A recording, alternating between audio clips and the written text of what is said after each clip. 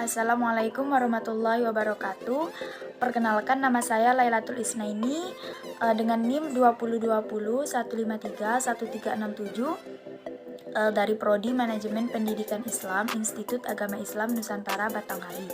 Yang saya hormati Bapak Dr. Amiruddin SPDI MPDI sebagai dosen pengampu mata kuliah Filsafat Pendidikan.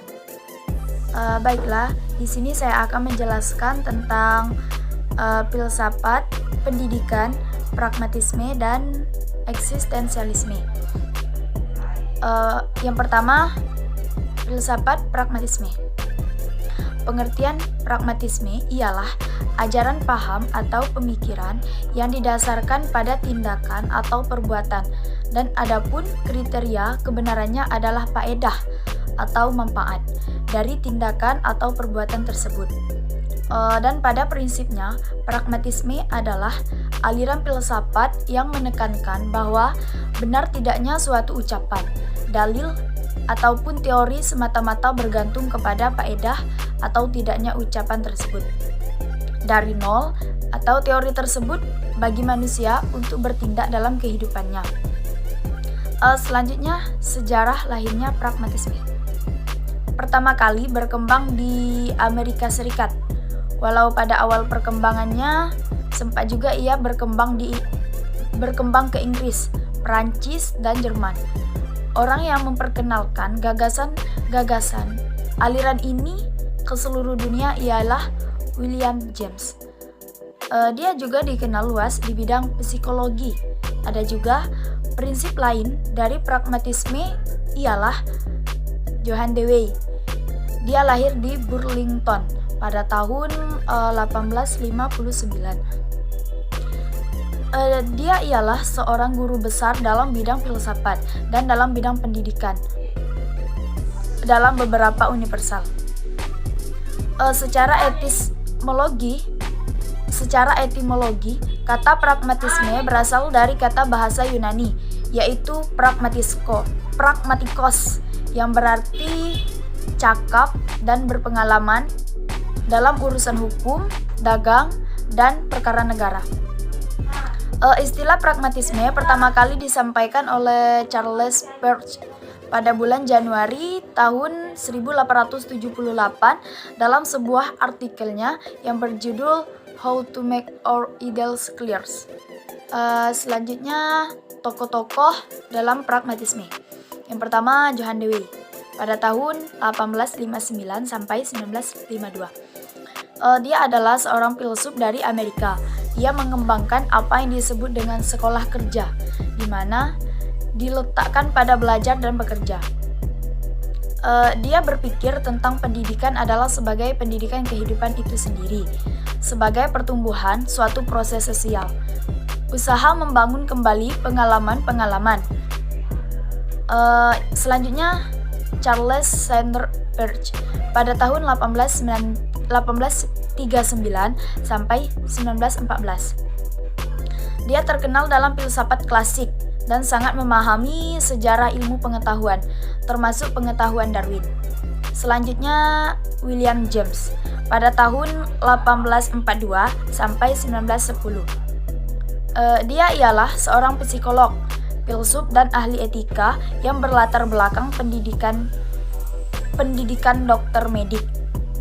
Selanjutnya, Richard Rorty pada tahun 1931 sampai 2007. Dia adalah penerus tradisi pragmatisme Amerika, dan dia dianggap sebagai pendiri neopragmatisme yang mana pandangannya sesuai dengan isu postmodernisme, karena ia mengajak untuk selalu membuka diri melalui dialog yang dilakukan secara terus-menerus. Selanjutnya, tentang pemikiran pragmatisme. Yang pertama, pemikiran pragmatisme tentang realitas. Paham pragmatisme ini sepenuhnya berbasis pendekatan empiris, yakni apa yang bisa dirasakan itulah yang benar. Artinya akal, jiwa, dan materi adalah suatu hal yang tidak dapat dipisahkan.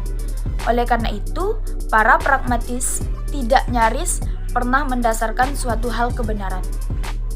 Menurut mereka, pengalaman yang mereka alami akan berubah jika realita yang mereka alami pun berubah.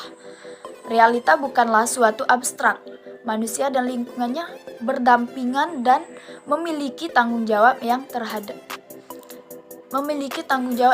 yang sama terhadap realitas. Akan bermakna sejauh manusia mempelajari makna yang terkandung di dalamnya. Selanjutnya, pemikiran pragmatisme tentang pengetahuan. Corak yang paling kuat dari pragmatisme ialah kuatnya pemikiran tentang konsep kegunaan. Makna kegunaan lebih ditetapkan pada kegunaan sains, bukan hal-hal yang bersifat metafisik.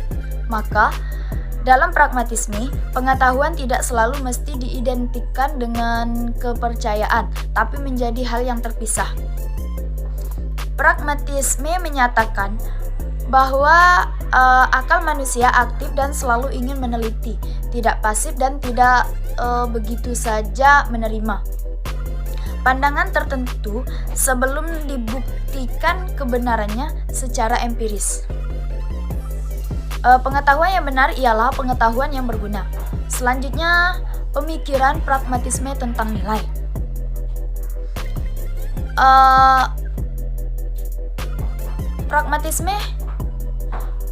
Pandangan pragmatisme mengemukakan pandangan tentang nilai ialah bahwa nilai itu relatif.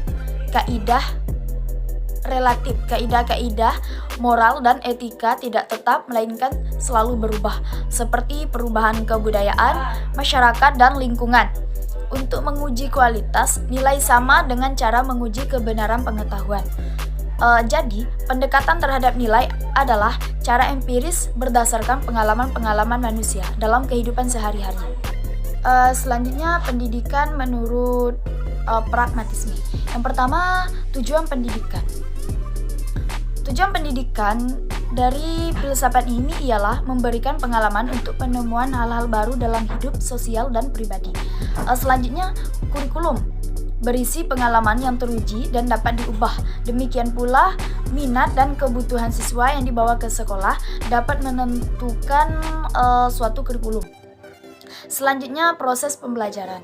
Metode yang digunakan dalam pendidikan pragmatisme ialah metode aktif, yaitu belajar sambil bekerja, pemecahan masalah, serta penyelidikan dan penemuan. Selanjutnya, peran guru.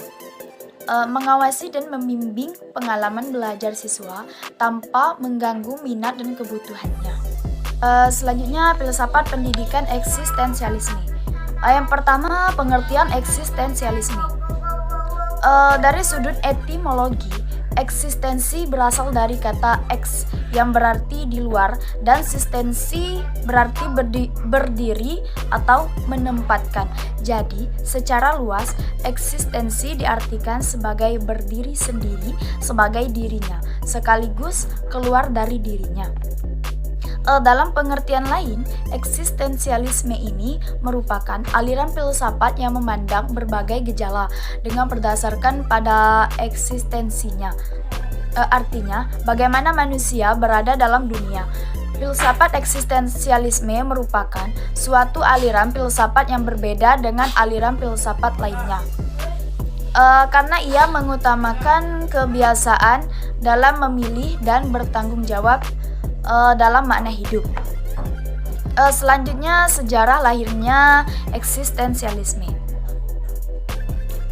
Dikembangkan oleh ahli filsafat asal Jerman, Martin Heidegger pada tahun 1889 sampai 1976, yaitu merupakan bagian filsafat dan akar metodologinya berasal dari metodologi fenomenologi yang dikembangkan oleh Husserl pada tahun 1859 sampai 1938. Kemunculan eksistensialisme berawal dari ahli filsafat yaitu Soren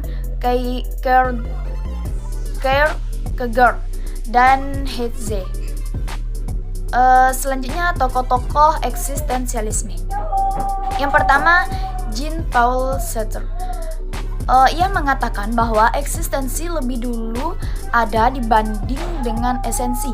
Artinya, manusia akan memiliki esensi jika ia telah eksis terlebih dahulu, dan esensi tersebut akan muncul ketika manusia itu mati, atau dengan kata lain manusia itu tidak memiliki apa-apa. Selanjutnya, Soren Kierkegaard.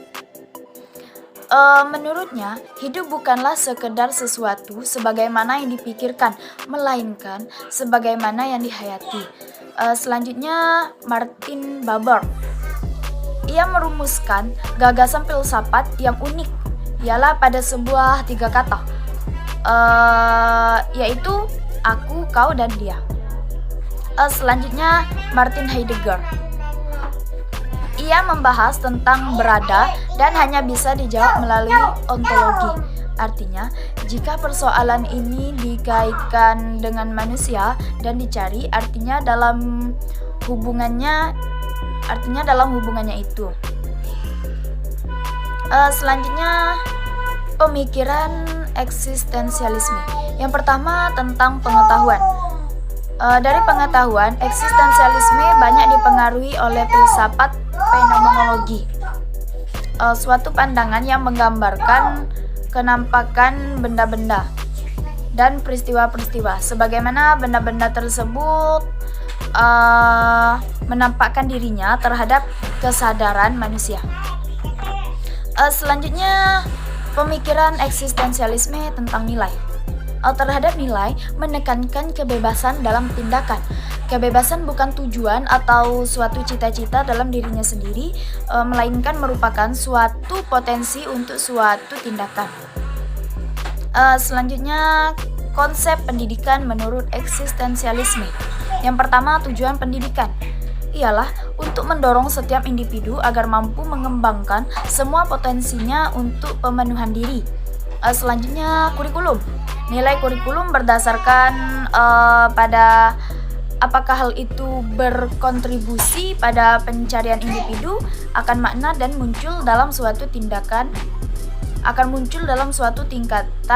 kepekaan personal yang disebut Guren, yakni kebangkitan yang luas. Selanjutnya, proses pembelajaran. Menurut Kleiner, pada tahun 1971, konsep belajar mengajar eksistensialisme dapat diaplikasikan dari pandangan Martin Buber tentang dialog. Dialog merupakan percakapan antara pribadi dengan pribadi, di mana setiap pribadi merupakan subjek bagi yang lainnya. Selanjutnya, peran guru. Guru hendaknya memberi semangat kepada siswa untuk memikirkan dirinya dalam suatu dialog. Guru menyatakan ide-ide yang dimiliki oleh siswa dan mengajukan ide-ide lain. Kemudian membimbing siswa untuk memilih, sehingga siswa akan melihat bahwa kebenaran tidak terjadi kepada manusia, melainkan dipilih sendiri oleh manusia. Demikianlah penjelasan dari saya tentang filsafat pragmatisme dan filsafat eksistensialisme. Jika ada kesalahan dan kekurangan dalam penjelasan saya, mohon dimaafkan. Saya akhiri, wallahul muwaffiq ila aqwamit thoriq. Wassalamualaikum warahmatullahi wabarakatuh.